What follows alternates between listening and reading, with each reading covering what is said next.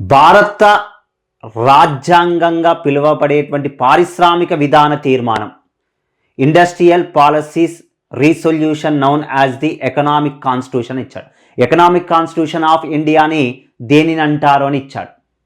Okay, భారత ఆర్థిక రాజ్యాంగ తీర్మానం అని 1956లో మన ఇండియాలో మొట్టమొదటి పారిశ్రామిక తీర్మానం చేసింది 1948లో 1948వ సంవత్సరంలో చేశారు. దీనిని మిశ్రమ పారిశ్రామిక తీర్మానము అంటారు. మిశ్రమ పారిశ్రామిక తీర్మానము అంటారు.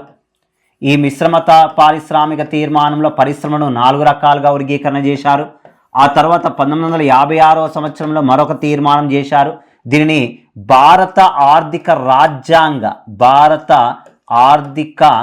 రాజ్యాంగ తీర్మానముగా చెప్పడం జరుగుతుందండి.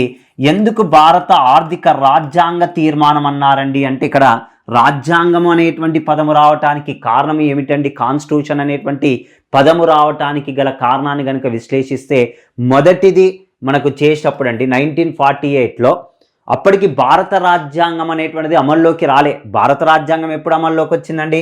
1950 జనవరి 26 నుండి అమల్లోకి వచ్చింది.